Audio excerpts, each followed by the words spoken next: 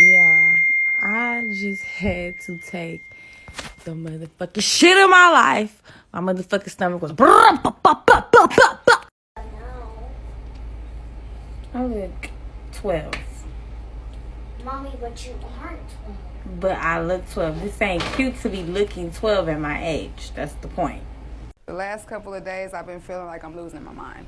I was questioning, like, why?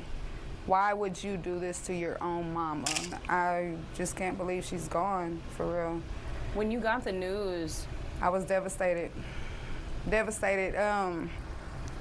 Didn't want to believe it. On the 11th of September, 2025, the late afternoon sun is still beating down on Avenue Q in Galveston, Texas. Inside a modest family home, the air is thick, not with the smell of dinner cooking, but with the sharp, acrid scent of gunpowder. On the floor lies 34-year-old Tiamoya Moore. She is bleeding out from multiple gunshot wounds. Standing near her is the shooter. She hasn't fled yet. She isn't a masked robber. She isn't a gang member. The person holding the smoking pistol is Tiamoya's own 16-year-old daughter, a high school majorette known for her discipline and grace on the dance floor. And watching from the corner, paralyzed in terror, is Tiamoya's mother, the grandmother. She has just watched her granddaughter execute her daughter. The bullets missed her by mere inches. Tiamoya was trying to turn her life around. She was trying to be a parent, not a friend. And for that, she was sentenced to death in her own living room. So the question becomes, how does a simple dispute over household rules escalate into a matricide before sunset? And why did the neighborhood hear the warning signs long before the first shot was fired? Welcome to Real True Crime 24/7. May you and your family stay safe wherever you are.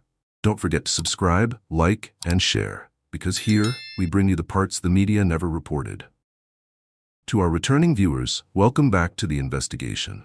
when you got the news, I was devastated. Devastated. Didn't want to believe it. Tia will give you the shirt literally off of her back. Tia loved her kids, would do anything for her kids. She was very spiritual, very into God, changed her life around for God. I just want to know what really, what caused for that to get to this point to where you had to take your own mama's life. Today, we are examining a catastrophe that destroyed a 3-generation household in Galveston, Texas, just months ago. The victim, Tiamoya Moore, was only 34 years old. By all accounts, she was a woman in the middle of a transformation, rebuilding her stability, focusing on her spirituality, and trying to steer her family toward a better future. But she never got the chance to finish that work. Standing in the room with her was her own mother, a grandmother who didn't just lose her daughter, but witnessed her 16-year-old granddaughter pull the trigger. The only reason that grandmother is alive today is because Tiamoya used her final seconds to shield her, taking the bullets that might have ended 2 lives instead of 1. This case forces us to confront a difficult reality. This wasn't a random act of violence. We are going to look at the uncomfortable theory that has the entire community talking, the idea that the line between parent and friend had blurred to the point of no return. By the end of this video, you will understand the timeline of the final 24 hours leading up to that Thursday afternoon. We will track the movements of the accused, who fled the scene only to return while the police tape was still going up. And we will uncover exactly what happened when a mother finally decided to put her foot down, and why that choice cost her everything. To understand why this happened, you have to look at who Tiamoya Moore was becoming. At 34 years old, she was still young, but those close to her say she was shifting gears. She was moving away from the chaotic years of early adulthood and looking for something solid. Friends described it as a spiritual pivot. Tiamoya was focused on stability. She wanted to get it right. She was reportedly spending more time at church, focusing on her job, and trying to build a foundation for the second half of her life. She lived in a house on Avenue Q in Galveston. It was a tight circle under that roof. Tiamoya, her own mother, and her 16-year-old daughter, Raniyah. 3 generations of women living in close quarters. For years, the dynamic in the house had been fluid, but as Tiamoya embraced this new, more serious version of herself, she began to crave order. She didn't want the house to be a place where anything goes anymore. She wanted structure. She wanted rules. But when you try to install boundaries where there haven't been any, you create friction. Tiamoya was ready to step up and be the authority figure the house needed. She didn't realize that by changing the rules, she was starting a countdown. Then, there is the 16-year-old at the center of this storm, Raniyah Johnson. In Galveston, people knew Raniyah as a performer. She was a majorette. If you aren't familiar with that culture, it is high intensity and extremely competitive. It requires precision, rhythm, and a specific kind of attitude. On the field or in a parade, that boldness is rewarded. You are supposed to have sass. You are supposed to be commanding. Raniyah was good at it. To the outside world, she was a disciplined team player who could follow choreography perfectly. But inside the walls of the home on Avenue Q, that performance looked very different. The attitude she used to win applause on the dance floor turned into aggression toward her family. The discipline she showed her coaches did not extend to her mother. As Tiamoya tried to tighten the reins, Raniyah didn't just rebel, she became volatile. The grandmother and Tiamoya were living with a teenager who refused to be told no. In most households, a clash like this ends with a shouted argument or a slammed door. A teenager might sneak out or refuse to do chores, but Raniyah Johnson had access to something much louder than a slamming door. The question investigators had to answer wasn't just why she used a gun, but exactly how a 16-year-old dancer got her hands on one in the first place. There is a specific math to this tragedy. Tiamoya was 34. Raniyah was 16. That is an 18-year difference. When the age gap is that small, the lines often get blurry. For years, they may have looked more like sisters or best friends than mother and daughter. But friendship implies equality. Parenting requires authority. Tiamoya was trying to build that authority late in the game. She was transitioning from the cool young mom to a parent who demanded respect. She wanted to reclaim her house, but in the eyes of her daughter, the rules were changing overnight. Many in the community pointed out the danger here. Without a strict disciplinarian in the home early on, Raniyah seemingly never learned a child's place. She didn't see her mother as a commander, she saw her as a peer she could argue with. By September, Tiamoya was reportedly fed up. She was done asking, she started demanding. She was ready to put her foot down and correct the behavior she had tolerated for too long. She didn't realize that when you try to dismantle a friendship to build a hierarchy, the pushback can be dangerous. The second week of September 2025 was not quiet on Avenue Q. The houses here sit close together. The walls are thin. The neighbors didn't just see the family, they heard the change in volume. Reports suggest the arguments were becoming daily events. Tiamoya was implementing tough love. We don't know the exact restriction. Maybe it was a curfew, maybe it was a phone, or maybe it was just the word no. These are standard parenting moves, but for Raniyah, this didn't feel like discipline. It felt like an insult. Instead of backing down or accepting the punishment, she became enraged. She challenged Tiamoya at every step. The power struggle was consuming the house. As Thursday, September 11th approached, the atmosphere was heavy. Tiamoya likely thought she was winning the battle for her daughter's future. She thought she was finally getting through. She didn't know she was fighting a war she couldn't win with just words. It is late afternoon on Thursday, September 11th, 2025. At 5:10 p.m., the shouting starts. It isn't just a disagreement between mother and daughter this time. The grandmother is there too. The house on Avenue Q is filled with the noise of 3 generations clashing at once. Tiamoya stands her ground. She is the mother. This is her house. She refuses to let a 16-year-old dictate the terms anymore. But Raniyah doesn't yell back. She leaves the room and returns a moment later.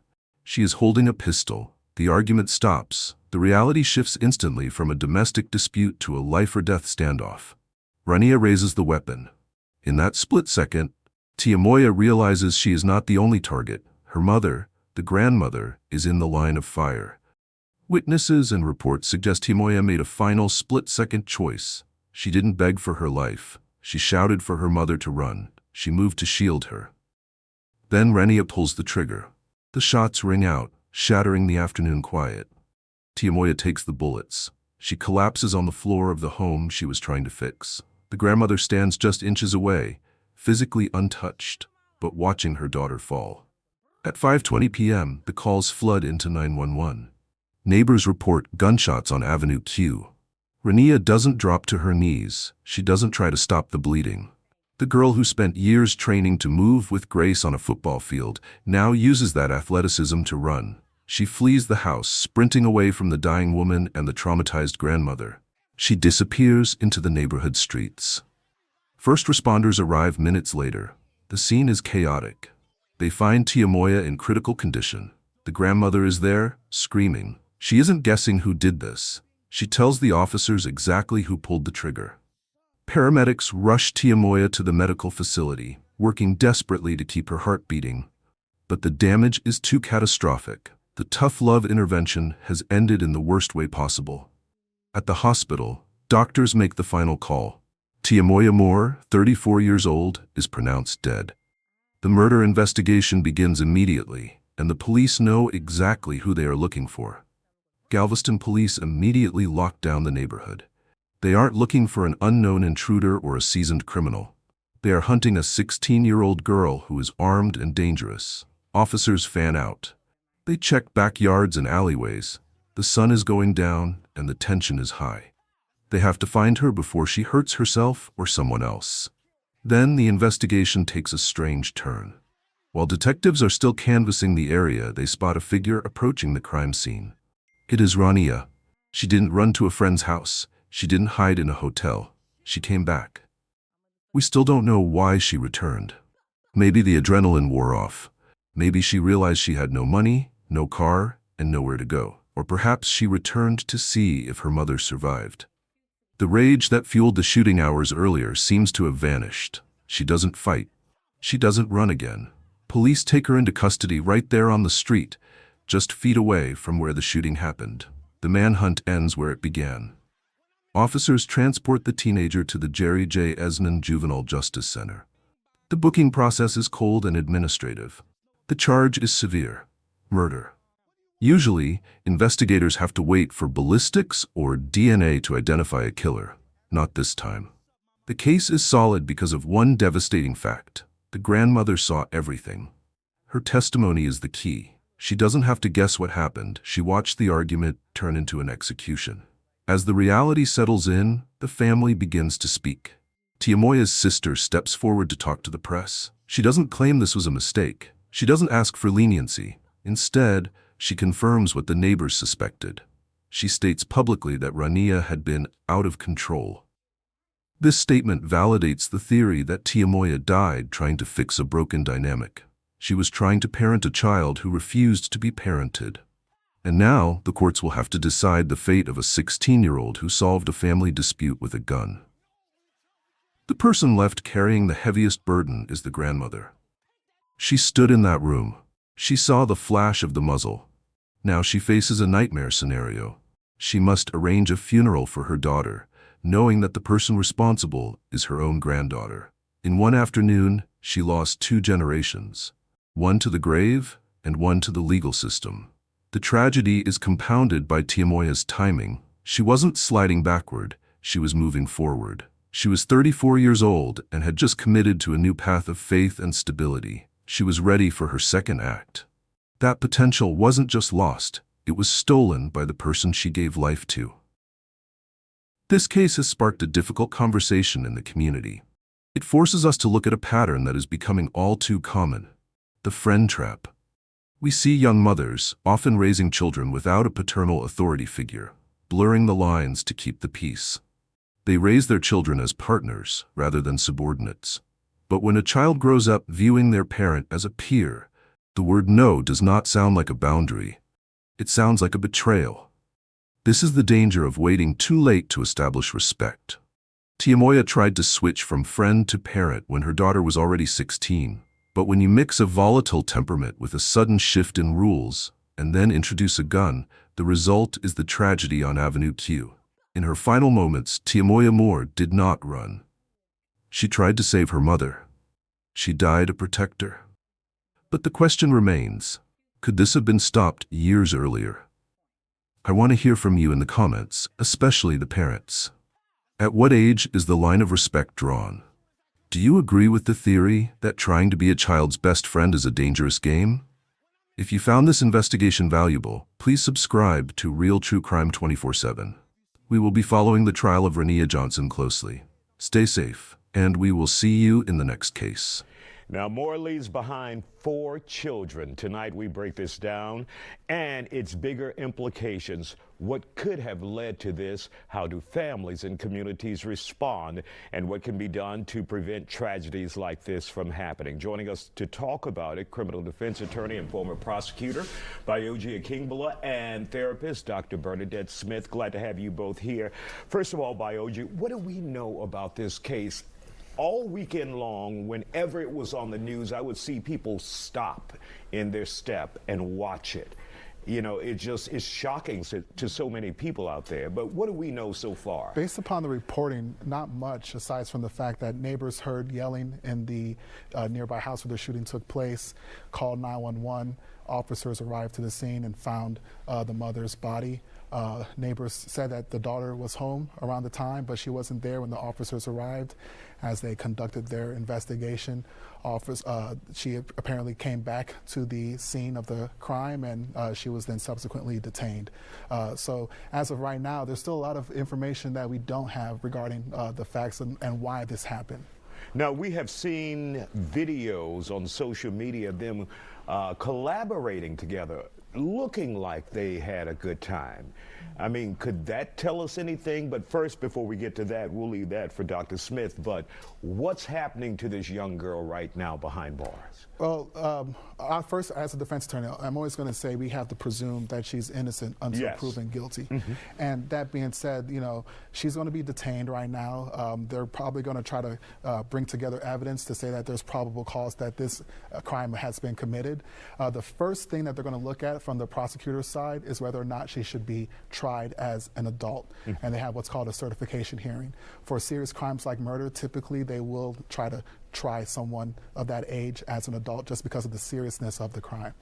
All right, Dr. Smith, let's talk to you now. As we said, we've seen videos of those two together collaborating on social media, TikTok, looking like they're having a good time as mother and daughter.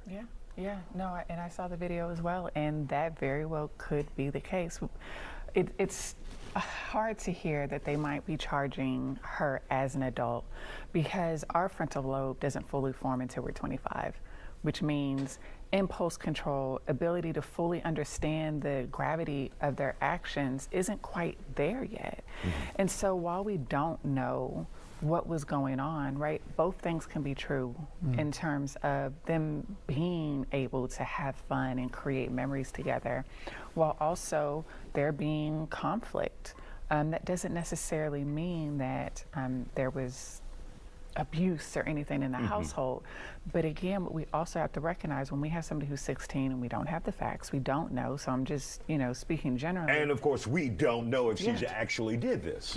That part too, right? That part too. too. But then what we have to understand is when we have a child who does such an act like that, their frontal lobe isn't fully formed, their executive functioning isn't developed yet.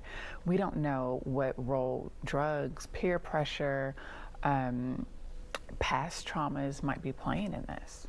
Are there any signs that parents can see, that family members can see, that friends can see, that could cause them to step in and say, hey, get her some help? Yeah.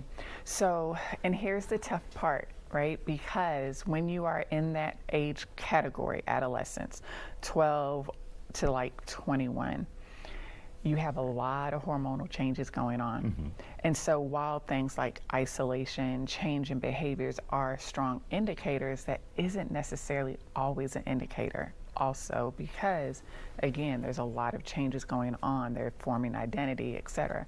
So then what becomes important is when you start to notice drastic changes in behavior, whether that is sleeping, crying, bursts of anger, then that's when you start to have the conversation, right? Start to have more open conversations, start to do phone checks, start to see what type of media they're consuming, and then start to identify, do they need further support? Because what we also have to recognize is onset of severe mental illness like bipolar disorder, things like that, happen around that 21-year-old age, but there's indications sometimes leading up to it. And Bayoji, is it now the time that the courts will take a look at getting that psych evaluation done for her? Does that happen with juveniles as well? Typically, especially on a case like this, you're going to want to do that type of evaluation. One thing that, I forget your name, Bernadette Smith. Dr. Bernadette mentioned was looking at media. You know, there's a lot of violent images that children are exposed to. We know that Charlie Kirk just passed, and that shooting was played all throughout social media that kids have access to. And sometimes I wonder if children are just becoming more increasingly desensitized to violence, you know, and so parents have a responsibility of making sure that their kids are not exposed to that. All right, we want to thank you both for joining us here on The Factor Uncensored tonight.